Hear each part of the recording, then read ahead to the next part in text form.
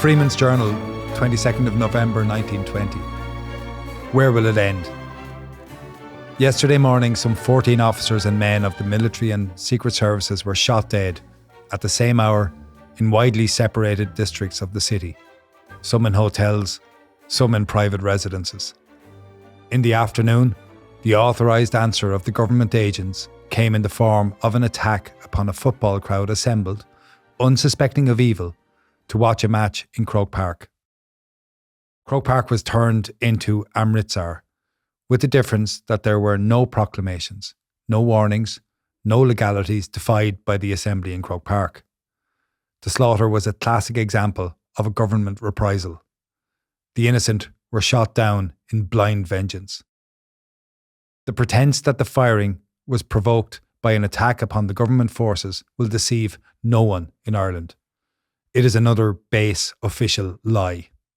So strong words there from the Freeman's Journal, published on the 22nd of November 1920. And the Freeman's Journal had long been Ireland's leading constitutional nationalist newspaper, so backing home rule rather than independence. But there you can sense shock, outrage, and the sense of a newspaper perhaps changing its mind. And the reason for that are the events in Dublin of the previous day that the newspaper is describing. And it is a Sunday that has gone down in history as Ireland's first bloody Sunday.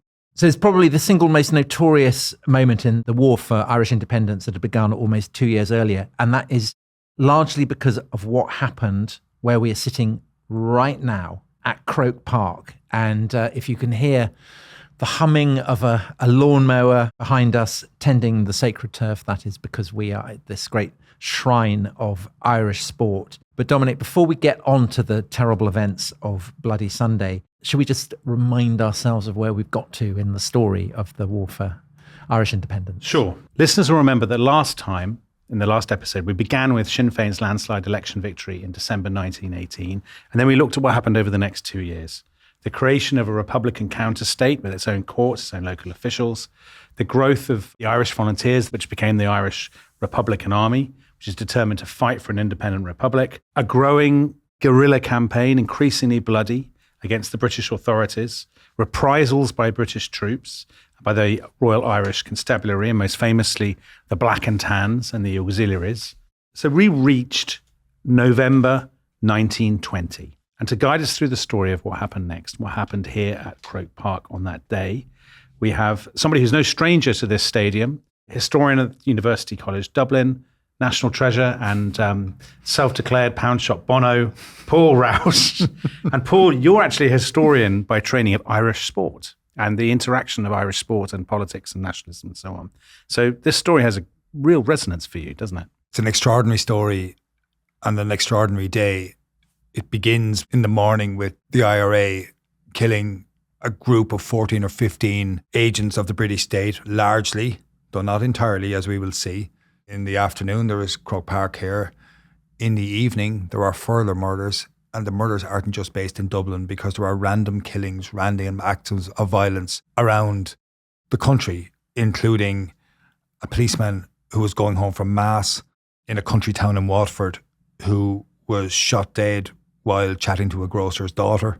And for their part, the British Army shot civilians in Meath and in Mayo while there was a civilian killed while Dublin was under curfew. So this is death in an Irish sense on a large scale. The numbers on the day barely reach 40 dead, which in comparison to other conflicts and other times will not seem enormous. So in that newspaper report, there was a comparison to the massacre at Amritsar in India in the same year where there were hundreds killed. It's not on that scale, is it? It's not of that scale of number, but it's the nature of the events on the day that are truly shocking. They've left a legacy, which I think we should talk about later on as well, the legacy and how it wound through history afterwards, precisely because it was also an intersection of sport and politics. Right. So take us through the day. Let's go through it in some detail. And let's start with, dawn breaks Sunday morning, the 21st of November, and the IRA have a long drawn up plan, don't they? An elimination plan, basically death squads going out into the city. So the short answer to what happened early in the morning of the 21st of November is that at around 9 a.m, about 100 IRA men, led by the Dublin Brigade of the IRA, targeted 19 men at 8 locations around Dublin. Now, before I came in earlier to meet you in the academy, I walked the streets where those men were based. And it's all in quite a condensed area in the south inner city, with the exception of one set of killings which took place in the Gresham Hotel opposite the General Post Office, where we were the last time you were over. So 19 men at 8 locations were targeted. 15 of those men were shot dead. 4 others were injured. A group of other men, an unknown number of other men, escaped all injury in what happened. The men who were shot had been identified in intelligence put together by a special unit of the IRA known as the Squad, which Michael Collins had established in 1919, and the idea was that it would combat the activities of the G Division of the Dublin Metropolitan Police. So that was the intelligence unit and the detectives of the Dublin Metropolitan Police. Their men, those G men, their job was to collect evidence against people who were perceived to be the enemies of the state. Now, among the squad were some of Collins' squad, were some of the Tipperary men who we met right back in the earlier episode, who are now in Dublin as full-time soldiers of the IRA. So are these killings personally ordered or sanctioned by Michael Collins himself? Yes. Yeah. Okay. So talk us through how it works. So there's a good example, isn't there? That one of the killers, a guy called Stapleton, arrives William Stapleton, arrives at Bagot Street, is it 92 Lower Bagot Street, where a guy called Captain W.F. Newbury, who's been designated as a target. So what happens there? Stapleton and a couple of people who were with him, a couple of men who were with him, broke into Captain Newbury's flat. He was in his pajamas, in bed with his wife Hetty, who was over visiting from England. And he tried to escape out a window with Hetty trying to protect him and turn the killers out. He was shot 7 times and he ended up hanging from the window from which he was trying to escape. Captain Newbury's wife was, according to William Stapleton, left in a terrified and hysterical condition. It took about 15 minutes for him to die, all the while he was hanging from the window, while she covered him in a blanket. The brilliant Trinity historian Anne Dolan, who, along with people like Jane Leonard, David Leeson and Michael Foley, have written great work on this day. But Anne Dolan writes that Mrs. Newbury was haunted by the sound of shooting, of gunmen laughing, by the memory of a man washing her husband's blood off his hands in her own sink. Oh my God. And had Captain Newbury been a secret agent? Had yes, he been it appears so. And so what is the reputation of the British Secret Service at this point? Because you've been talking about how useless all the various departments of the British state in Ireland are. Do they have a formidable reputation among the IRA? And if so, is it deserved? One of the singular truths of Irish history is that Irish nationalist and Republican organisations were repeatedly riddled with informers who fed information through various intelligence units and passed them to Dublin Castle. This evidence was not always convincing. Often it was speculative. Sometimes it was information that was clearly made up by people who wished to impress their handlers and get money. We know all this from spy organisations around the world. I think the issue was what happened with the information when it went to Dublin Castle. But yes, this was an intelligence war of huge proportions, and it mattered to the British state that the intelligence collected was used properly. It mattered that it was well collected. And the problem for British intelligence was that they themselves were infiltrated by the IRA, who were feeding information on a loop back to Collins. Let's talk a bit about the people who were shot. So in the sort of IRA version of events, these are a notorious gang, the Cairo gang, I think they're called, of ruthless British secret agents who had to be eliminated for the survival of the Irish Revolution. But first of all, not all of the men who are killed are intelligence officers. And secondly, remarkably, not all of them are English. So first of all, not all of them are intelligence officers. So are some people killed in error? Is that how this... Yes. So I think we'll break them down into different categories. There were intelligence officers who were killed. In the shorthand of the Irish Revolution and in the Irish popular mind, it's remembered that Collins had 14 spies shot. Yeah. And the truth of it is that's just not correct. So Some were intelligence officers, including, for example, Henry Anglish, who used the alias name of McMahon while he was in Dublin.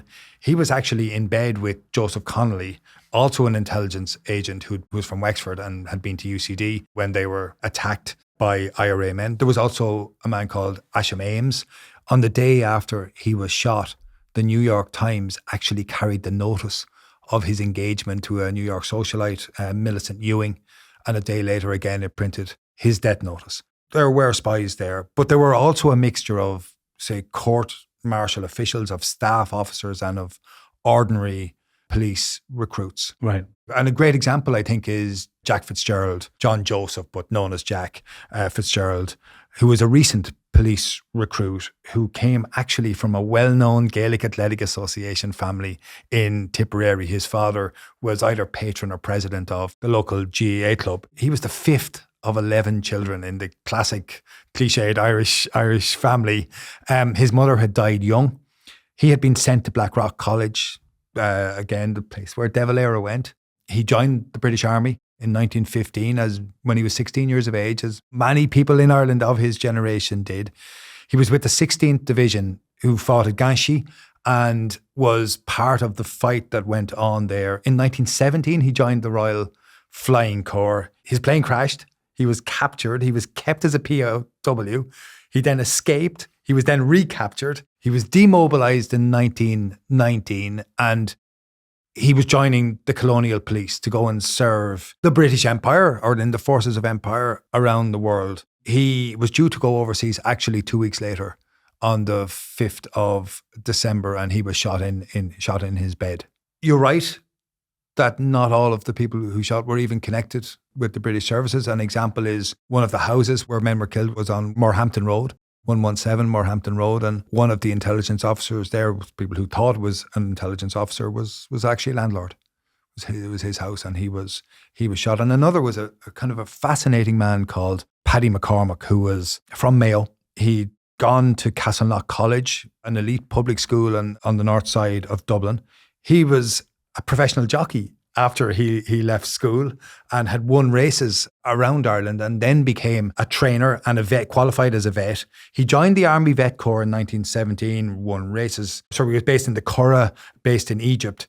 And after the war, he applied for and won a job to run horse racing in Cairo, which God. he was about to go across to do. And Paul, can I ask, the Cairo set is a name that is given to this grouping of agents and people who are shot, isn't it? Yes, there was a coffee shop on Grafton Street, where the Secret Service agents are meeting. But I mean, loads of people went there. It was one of those things, and there was this rumor that it was about people who'd been hardened in the colonial service away in Cairo. But it's actually so it's nothing to do with this guy horse racing in Cairo. No, nothing to do with him. But he was a trainer of horses, and the great Irish trainer J.J. Parkinson. He was involved with him. So McCormack was actually staying in the Gresham Hotel. He was an incredible character. It's not quite clear where he got his lifestyle from, but he used to rise only in the late afternoon, unless there was horse racing. He might get up slightly earlier.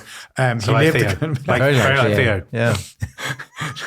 He's smiling weakly. He was a man who was fond, I think, of, maybe this is Theo as well, like fond of lavish entertainment. That's definitely Theo. He was due to head to Cairo with his wife and his daughter on the 2nd of December. His daughter was 4. Her name was Grace. And he was shot and died in a pool of blood in a bedroom in the Gresham Hotel. A bad day for people involved in sport all round. In this case, a simple fact that it gives a lie to the idea that it was 15 spies who were shot. But that's the myth, isn't it? That passes into the bloodstream of the mythology of the Irish Revolution. It's the way the legacy of war works, and we'll talk more about that in a little bit. So Michael Collins has this extraordinary passage where he says his plan was the destruction of the undesirables who made miserable the lives of ordinary decent citizens. If I had a second motive, it was no more than a feeling such as I would have for a dangerous reptile. By their destruction, the very air is made sweeter. He went on to say, there's no crime in detecting or destroying in wartime the spy and the informer. I've paid them back in their own coin. And that's the language that we're very familiar with from all kinds of kind of paramilitary conflicts and so on, I guess. But that's gone down in, I guess, nationalist mythology, that it's a kind of a cleansing, that it's, the making the air sweeter and whatnot.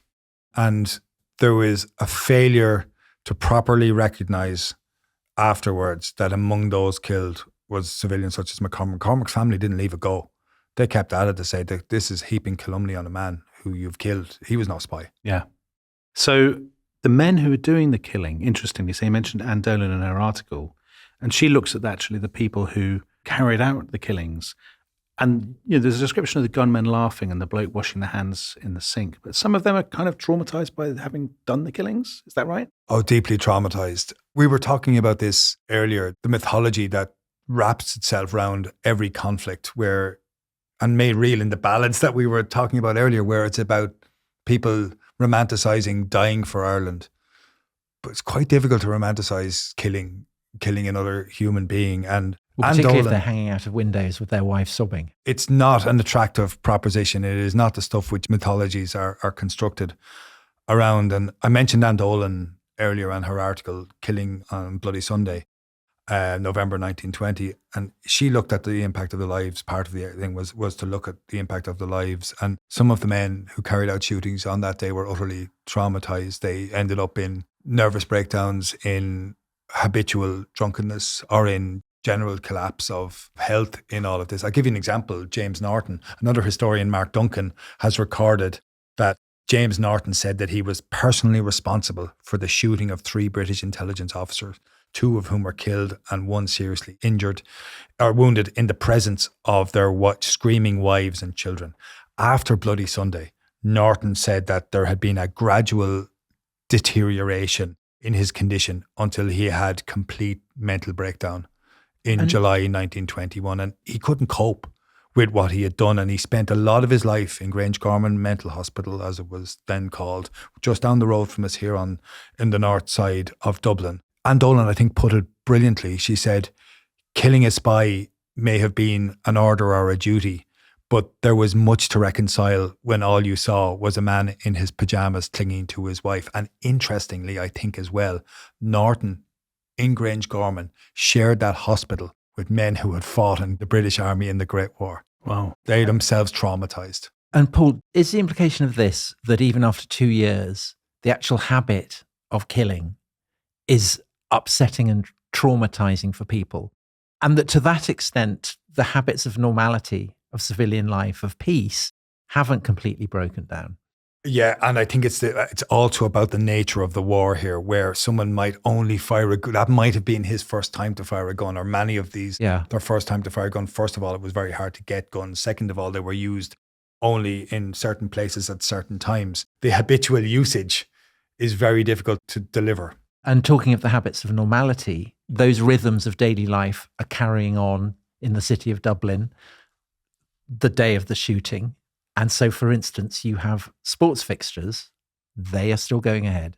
Yeah, and that's the thing about it, is that the killings on the morning of Bloody Sunday were only the start of things. That day, Tipperary is a county more famous for hurling than for Gaelic football, but they had a brilliant Gaelic football team in 1920, and a challenge match was set up between Dublin and Tipperary to be played here in Croke Park. And it was as if, as you say, Tom, the morning had never happened. People were coming across the city to this place as if this was not a city at war. And of course, partly because for a lot of people, it wasn't really a city at war. There was actually 2 games here that day. The first was a local club match.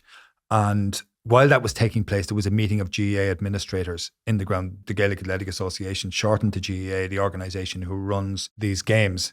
They were making policy for the coming months. And officers of the Dublin Brigade of the IRA came to the stadium, and they advised that the match should be called off. Right. That this was dangerous. They had heard whispers that the British forces would be coming to Croke Park and to look for people. The GA official said the match will go ahead. If it weren't to go ahead, it would be like us saying that we were somehow complicit in what happened in the morning. And also there was a large crowd inside the ground already who had paid money, and that itself can create an issue. So the Styles had opened just after 2 p.m.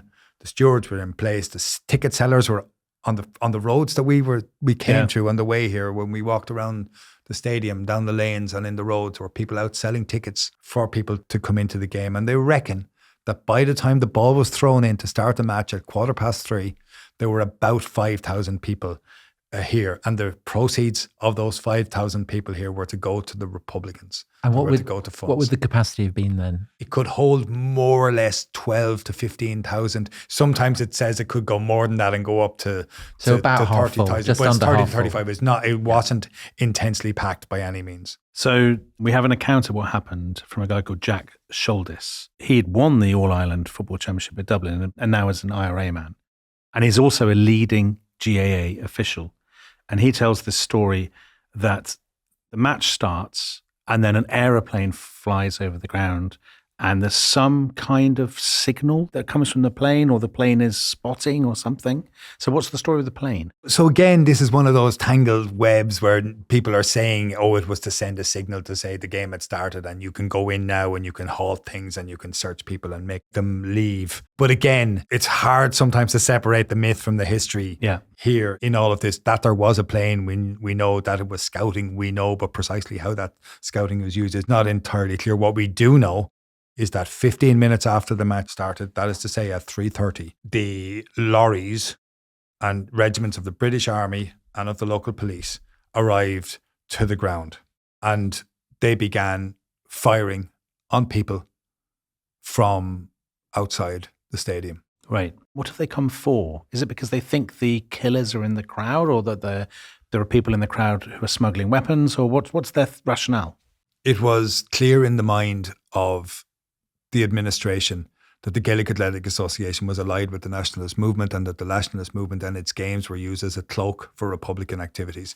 This was overdone as an argument, but it wasn't entirely baseless in its notion. And there were people in the ground who'd been involved in what happened earlier that day. Oh, right. Okay. But not with guns and markers that would have identified them. So this is presumably. it. This is it. The British forces, how could they be firing on a football match is really your basic question. Yeah. How do we get to that point? Well, what had happened was in the kind of the minutes and then the hours after the morning assassinations, there was utter revulsion and fear, no doubt, as well, and shock and rage amongst the officials who ran the British state and amongst the security forces. They had lost friends and they'd lost key operatives.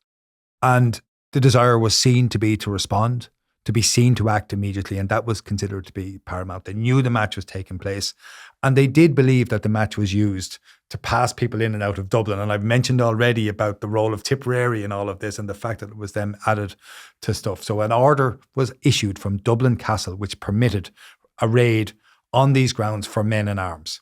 So the loose plan was to approach Croke Park from 3 different directions. Now, you can see the magnificent stadium that's here now holds almost 83,000 people. But what you had at that stage was a much smaller ground with a row of houses around it.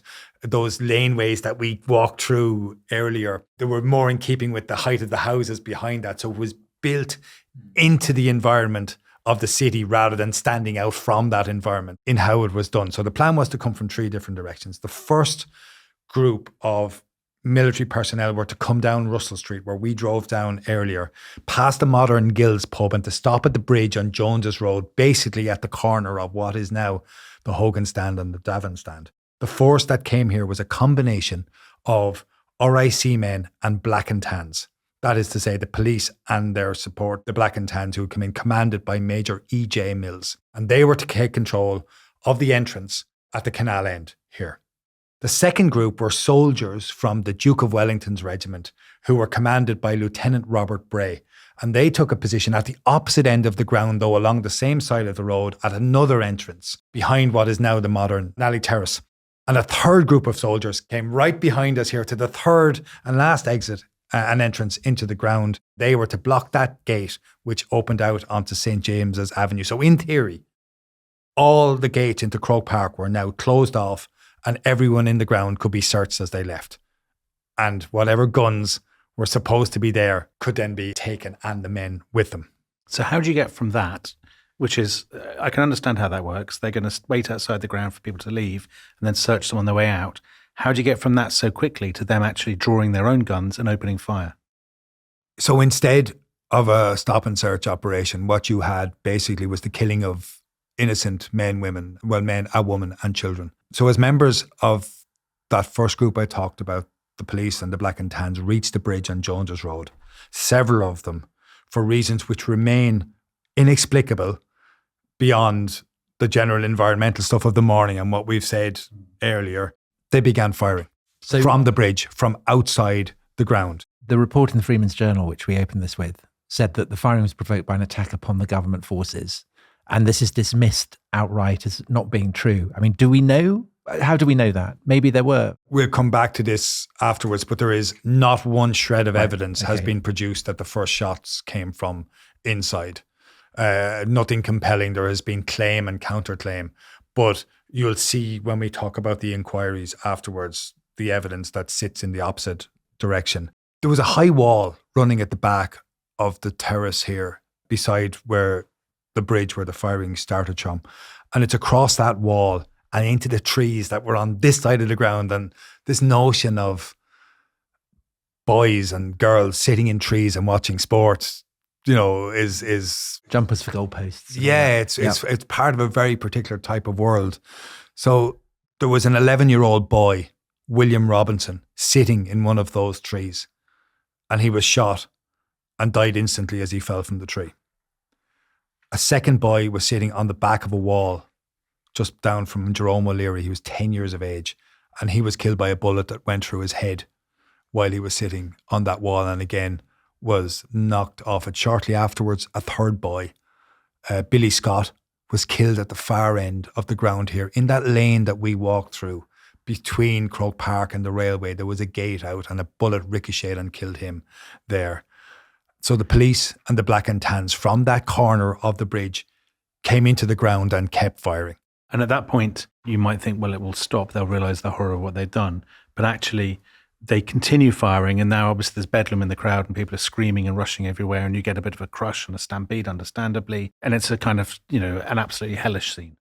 It's a hellish scene. And there's chaos, confusion, people running in everywhere. And soldiers at the other end can hear firing coming from one end. They come in and they set up and they start firing. And all around the place, there's people running for cover, people diving on the ground, people transfixed by the fear of the moment. Paul, one of those men was wearing the coat that is beside you right now. For those who are watching on the video, for those who aren't, it's a coat with a hole that has been sewn back on, and that hole is where the bullet went in. Yeah, so this is the coat of Tom Hogan, who was along with James Matthews, a spectator who was at the game, and they were shot dead as they tried to run. As always happens in these situations, as people, or as you can imagine should happen in these situations, as people run for cover with gunfire coming from different directions, echoing around the pitch, bullets, flying here and there. There was a stampede and a crush to get out, and people were left lying dead or dying on the ground and lying injured. And Jack Shouldes, you mentioned him earlier, he said that the greatest crush was on this side of the ground where we are now, the Ballybach side, where hundreds were wounded or injured in the mad scramble that followed, or trampled and torn with barbed wire on the walls, trying to get out. The barbed wire put up to stop people getting in for free now stops people getting out for fear of life. And you have people like Jane Boyle shot and crushed in the crowd. James Tehan and James Burke crushed again. Daniel Carroll gets out of the ground but is shot with a ricocheted bullet, and he died from his wounds in a house outside the ground. And all the while there were still people trapped in here, still trapped, unable to get out. Jack Shouldes remembered that there were rifles and machine guns trained on people after the shooting had stopped, but corralling them in and kept there for more than an hour, searched as they went out of the place. All right. Well, let's take a break now, and then we'll come back and we will talk about some of the people who were killed. We'll talk about the aftermath of the shooting, and we'll talk about how this plays out with the rest of the War of Independence and how we get from here to the Anglo-Irish Treaty. So come back after the break.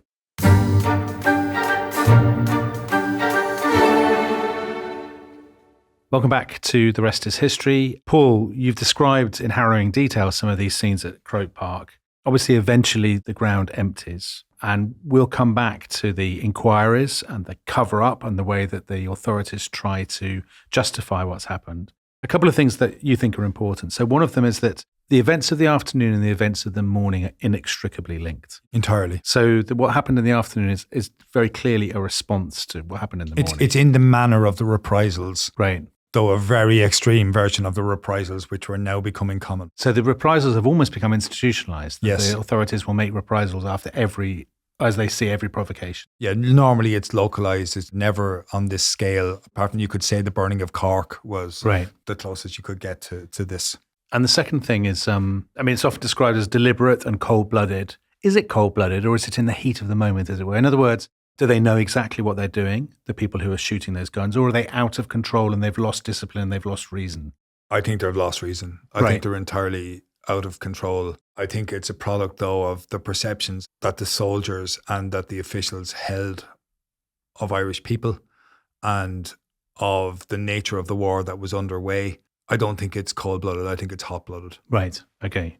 You talked about some of the people that died that day, but one person you didn't mention, Michael Hogan. He's a player who dies, and he was from Tipperary, Grange Muckler in South Tipperary. Right. He was the only player killed. He was killed crawling off the pitch down in front of Hill 16. He'd been playing on a famous Dublin footballer called Frank Burke, who managed to get off the field. And one of the stands here is named after him. Yeah, the stand across from us is called after Michael Hogan. His brother Dan was a leading member of the IRA in the Monaghan area, which is up near the border now. And Michael himself was the IRA company commander in the Grange Muckler area, where he worked on the family farm. There is no sense, by the way, that he was targeted to be killed because of who he was. It's one of those things. But there was other people. I think, in fairness, Hogan's remembered because he was the player that was killed. But like, you look at, say, Michael Feary. I think Michael Feary's a brilliant example. Michael Feary was 40. He was a labourer who lived in the slums behind us here in Buckingham Street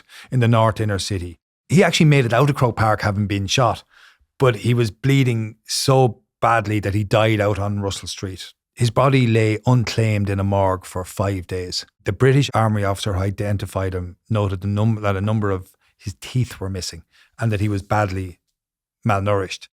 He also noticed that he was wearing army fatigues and old, worn-down army boots.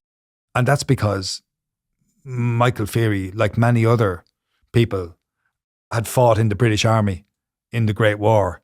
And by in November 1920, he was really struggling, was unemployed. Right. So this is a whole span of people who went, Hogan is famous for being the player who was shot, but Michael Feary's life is worth as much as Michael Hogan's. Yeah, is. of course. And the death at Croke Park is not the end of the killings on Bloody Sunday. No, it isn't. Dublin Castle, two veterans of the 1916 Rising and men who were hugely important within the IRA, Peadar Clancy and Richard McKee, who'd been arrested the previous night and who were involved in the planning of the Bloody Sunday, the earlier killings in the day, were shot along with a man called Conor Clune. So Conor Clune was an Irish language activist and a co-op manager from County Clare who had nothing to do with the revolution. He also had been arrested the night before in a case of mistaken identity or really poor evidence. Now, it's contested what's happened here. In the official version of events, the three men were trying to escape. Now, where that breaks down is Clune had no reason to escape. Apart from anything else, it said the three of them were trying to escape around 11 o'clock that night and were shot dead. The generally accepted version is that the three of them had been beaten and were shot, basically summarily executed. For the Dublin IRA, it should be said the loss of McKee and Clancy was really significant, and one of their number said that it knocked all the good out of it. Because it's often said that actually that was more damaging to Michael Collins's intelligence network than the agents who were killed by his agents. Yeah, and it was a bitter blow, and it says a lot for the status of those two men within the IRA that two army barracks in independent Ireland were called after them, Clancy Barracks and McKee Barracks, when Ireland attained independence. So, Paul, the consequences of this, there is a very striking response on the other side of the Irish Sea the next morning when the docks at Liverpool are torched. And we should probably just mention at this point that the war isn't confined to Ireland, that there are IRA operatives in England. You know, they're doing industrial sabotage. There's a plot to poison the horses of the household cavalry to try and stop the state opening of Parliament. But there is a very striking attack that happens 3 months later when IRA volunteers in Manchester are caught trying to burn down Old Trafford, so the football ground of Manchester United. And they do actually burn down a stand at the ground of Manchester City.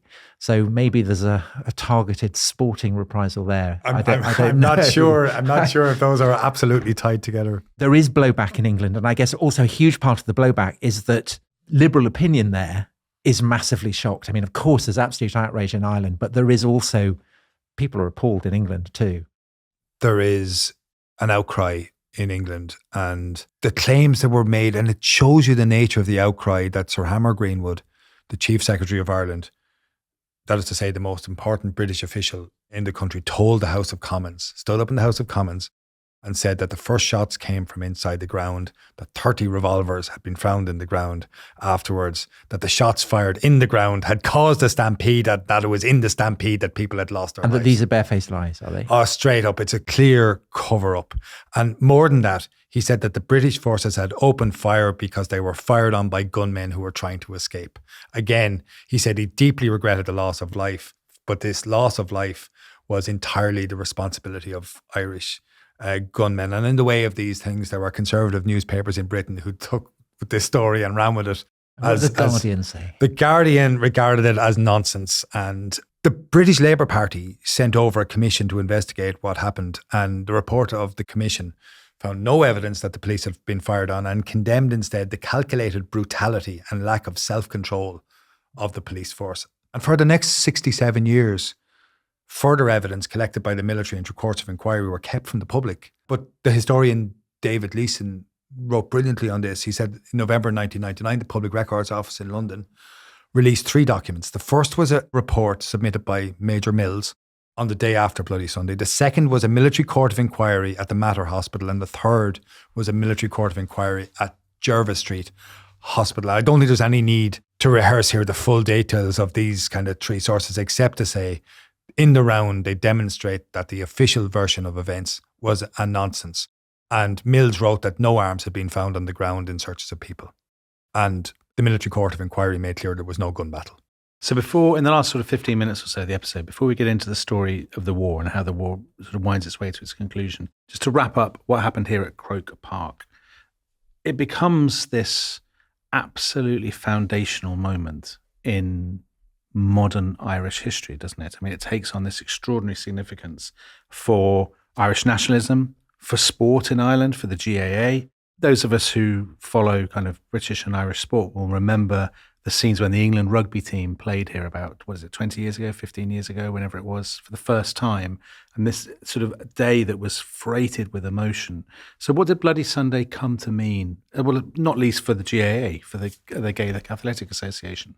I will come back to that in a second, but I have a real problem with this idea of how it is presented within history. And for me, the real meaning of Bloody Sunday it doesn't lie in grand historical narratives, but it lies in the personal pain and the trauma of those who were bereaved. Like, how did Jerome O'Leary cope with the death of his young son, who was also called Jerome? He had to go to the Mater Hospital and identify his son, and he simply said he was a schoolboy. How did Bridget Robinson cope with having to go on a Sunday evening from her house on Little Britain Street across to the old Drumcondra Hotel where her young son, William, 11, lay? A bullet had ripped his chest to pieces. He fought to survive and lasted for hour after hour before he died. Bridget Robinson was 29 when she did that. How did her husband cope? Her husband's name was Patrick. He had been in that hospital as a surgeon sought to save his son's life. How did James Boyle cope with the loss of his sister Jane, who was 26? And Annie Burke came in from Windy Arbour to testify about the loss of her husband. And she just said, he left on a Sunday morning to see a football match. It was 2:00. And that's it. So they're united with the family of Paddy McCormick and all of those other people who were dead, whose body laid in blood across this city in 2 different parts of the day, and again later that evening in Dublin Castle. And that's the real, like, people talk about blood sacrifice, but that's the real legacy in the blood of the families that were shed and could never be recovered. And Paul, that line, he left on Sunday morning to see the football match, it was 2:00. The horror of it is massively amplified by the fact that it is a leisure activity, that it should properly be a kind of safe space away from the horrors of the war. And that's why the story has such resonance, and it transforms an understanding as well of the sheer brutality of this conflict. And what it does, I think, in general, is that it shows you the descent into brutality that was well underway by November 1920. So within a week, you have the Kilmichael ambush near Macroom where Tom Barry and So his we West mentioned Cork. him, didn't we? Yeah, so And Tom he's- Barry and a former British. Yeah, he'd fought in Mesopotamia. Yeah. And I gather kind of partly been radicalised by how useless he thought the British High Command were there. He was involved in the Kilmichael ambush in which 17 auxiliaries. Which is the worst military defeat the British suffer in the war, I think. Yes, and then a month later, there's another auxiliary killed at Dillon's Cross in Cork. In response to that, signed off on, British forces go in and they burn down the City Hall and they burn down the Carnegie Library. So they're the kind of the high point reprisals. They're the ones that really stand out. But all across the country were small-scale reprisals, like attacks on private property, on livestock, on creameries. Creameries matter so much across rural Ireland. Foundation of the economy there. And you can see Crown forces who are bored or they're untrained or unable to cope with this guerrilla warfare. And they felt they were losing. But what's happening is that the war is becoming nastier, I guess. A lot of people are dying. There's a sense of possibly brutalisation on both sides. Like Bloody Sunday, all of this is a terrible propaganda disaster for the British. So abroad, people look at the burning of Cork or the stories of the reprisals or the story of the shootings at Croke Park and they say, oh, the British are completely out of control, they're behaving incredibly badly and all of this kind of thing. So Britain has lost the battle for worldwide public opinion at this stage.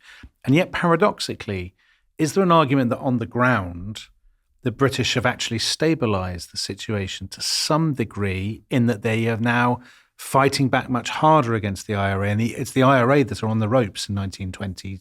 What are we, 1920 going into 1921? Into 21. So the war was changing and the IRA was having trouble getting money and getting arms in. So it's reckoned that there were about 5,000 people in the IRA by May 1921, that they had maybe 3,000 rifles, maybe almost 5,000 revolvers, but ammunition was really hard to come by. That being said, their targeted attacks were causing a lot of death. I mean, we're going to talk about a truce that comes in the middle of July, but in the 10 days before that truce, 17 policemen were killed. So there was still capacity on the IRA side. But against that, the government is really going after hard reprisals in response to specific incidents. They don't really have a policy though. They don't know how they're going to get this to end. They can't win this militarily unless they go in and raise the place. And we've mentioned this already. They couldn't do that. It's a public opinion. But I also think it's a matter of capacity because it would have cost a lot of money and they would have had to send in a lot of troops for a very long time. Isn't it the case that the IRA High Command are starting to think that they are losing as well? That both sides think they're losing? I think it's a stalemate, Tom. I think it's got into this grim, gruesome dance of death where, they're locked in an embrace from which neither can escape, but neither can really control what's happening. So a good example of that is the Customs House attack, right? So the Yeah. Customs House here in Dublin, that's May 1921. And it looks like a great propaganda victory for the IRA. They attack this sort of symbol of British power, but they lose an awful lot of men doing it, don't they? I mean, something like 100 of them captured, something like that. Oh yeah, it's a disaster for the IRA who go in to do what they said they would never do, which is another set piece engagement. Everything was to be guerrilla warfare. So they go in, they burn the Customs House and they lose men and guns, which they cannot afford to do. That in itself is a bad, bad blow to the prestige of the IRA in all of that. And it's hard to say that they were about to be destroyed or they were about to lose or that they felt they were going to lose. There was no sense that this was going to end in a military victory for either side. It just did not seem that the capacity was there for either side. Certainly wasn't there for the IRA to militarily defeat the British. What they had done, though, was destroy the legitimacy of the British state around huge swathes of the country and had left a state that was dependent on reprisal and violence. And is that the feeling increasingly throughout the early months of 1921 in London as well? That the legitimacy of British rule is crumbling and that therefore a new policy is needed, maybe one that's not based on reprisal and force? Well, you can see the first tentative attempts to broker a solution actually began at the end of 1920 when there was a rejuvenate or kind of a reframing of the British administration in Dublin. And And Lloyd George put over people like Andy Cope and Sir John Anderson and came over and they tried to kind of reformulate policy within the organisation. And there were kind of tentative connections through a Republican businessman called Patrick Moylett as a go-between both sides. It foundered not least because of Bloody Sunday, those initial attempts. And then the Archbishop of Perth, a man called Patrick Clune, who was actually the uncle of Conor Clune, who'd been shot in Dublin Castle earlier. He tried to broker a deal and that didn't work at all. And then there were various writers such as Lady Greenwood and others who tried to get involved. But there is a circumstance which permitted for truce. And that was the actual enactment of the Government of Ireland Act had come in 1920. In June of 1921, that's open. And King George V goes over and makes a speech. So he goes to Belfast, doesn't he, to open the new Northern Ireland Parliament. As you said last time, the supreme irony that the Ulster Unionists, who had been the most bitter, implacable opponents of Home Rule, now have their own Home Rule Parliament. And he opens it and he gives this speech written for him by South African leader Jan Smuts and approved by David Lloyd George. And George V calls for an end to strife in Ireland, and he says, "I'd like all Irishmen to pause, stretch out the hand of forbearance and conciliation, forgive and forget, and join in making for the land which they love a new era of peace, contentment and goodwill." And this is perceived as an olive branch from, of all people, the king, sort of saying, okay, it's gone too far.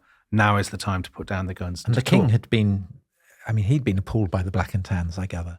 Yes, and really useful to Lloyd George, and it gave him a certain amount of cover because there were people still within the cabinet who were like, we're not negotiating. These are gunmen. These are a rabble. This isn't a nation. These are people who have no right to sit at the same table as us, but the feelings are going out.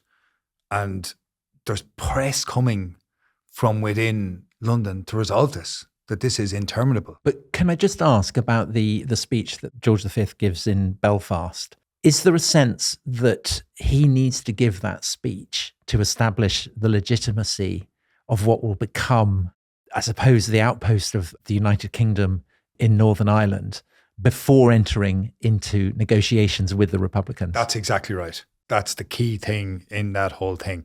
You can now talk about a discussion about what to do with Ireland because you've fixed up the Ulster Unionist problem. It's a bridgehead that they want to keep. It allows, and in any negotiation, a British government to say, well, anything we're discussing, we'll discuss all of Ireland, but this actual parliament is in place already and operational for these 6 counties, which are now going to be called, or will in the future be called, Northern Ireland. And are they doing that because they want to keep that as part of their negotiations? Or are they already thinking, we could keep this as a base from which to prosecute the war if it goes on? Oh, I don't think it's about the prosecution of war. I do think it's about the negotiations that are coming. There's a brilliant book by Ronan Fanning called Fatal Path, which it's a brilliantly told story, exactly what happened here within British politics, how the truce and then the treaty are constructed, but extending back to 1910. Takes it all through brilliantly. Just an incredibly well-written book. And let's get to July 1921, a few weeks later. Eamon de Valera has returned from the United States.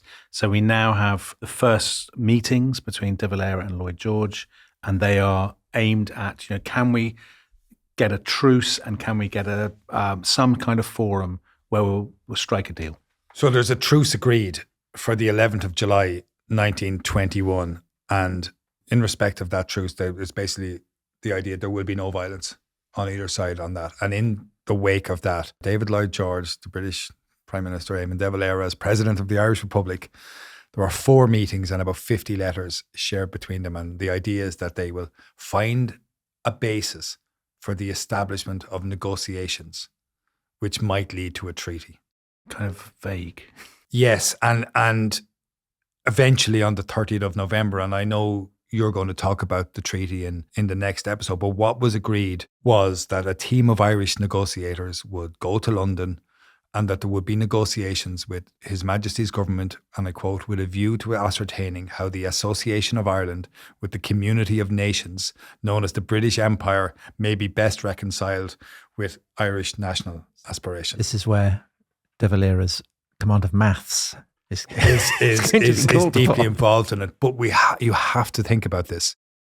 It is absolutely extraordinary that such a negotiation should be about to take place with a group who now represent a part of the Irish tradition which was utterly marginal in very many respects in 1914 when the Home Rule Bill had been enacted, although had not become operational. So can I ask a very simplistic question? What's the simplest explanation for how we got from there in 1914 to where we are now in 1921? Is the key factor the First World War, do you think? I do. I think without the context of war, which truly changed the possibilities for armed rebellion based on the fact that there were guns in the country. Really, though, I think the radicalization process was made entirely possible, facilitated and kicked on in large measure by the militarization through the UVF and their gun running activities. I think that was transformative of the situation because it gave the context in which the Irish volunteers could be formed, which could then split in the context of war, which can then gather momentum through the opportunity to hold a rising, to redeem for a generation the idea that there would be an Irish rebellion and rejection of the state. And from that moment on, things truly changed. And Paul, can I ask, I'm sure it's an unanswerable question, but suppose the First World War hadn't happened. Suppose Home Rule is introduced. Do you think there would still have been an Irish Revolution? Would the impetus for Ireland to leave the United Kingdom full stop have continued, or would we have become Wales or about Scotland? Yes. I think that's a great question. It's obviously, as you said yourself, an unanswerable question on it. There's a brilliant article in a book called Virtual History by Alvin Jackson, which deals with that particular question. And I would urge people to read that article. What I will say is that there were a group of people who were unreconciled to the idea of Home Rule being enough. They were not going to stop at Home Rule being enacted. Now, whether that Home Rule Parliament would have become in itself the means to achieve a greater freedom, or it would have been... So the freedom to win freedom, as Collins will put it. Yes, would it be that, or would it be the block on the achievement of freedom is the great unknowable? Yeah, would it be the Scottish Parliament or the Catalan Parliament? In exactly. Yeah. All right, so the truce has been agreed, the negotiations will begin, and the next time on The Rest is History, we will return with the Irish negotiating team to London to tell that extraordinary story. Some amazing characters, David Lloyd George, Winston Churchill, Michael Collins, of course, and off stage, the long shadow of Eamon de Valera. Very long. And spoiler alert, they will not get the peace they are hoping for. They will find themselves embarking on a bitter and bloody civil war. But Paul, we should give you a massive round of applause at the end of that episode because you've done 3 episodes in one day. Yeah. A Herculean achievement. We are enormously indebted to you as ever. The rest is history. And we're indebted to the staff here at Croke Park for hosting us. And thank you so much for setting it all up. Yeah, thank you very much for the invitation. It's an absolute pleasure. Thank you so much, Paul. Bye-bye. Bye-bye.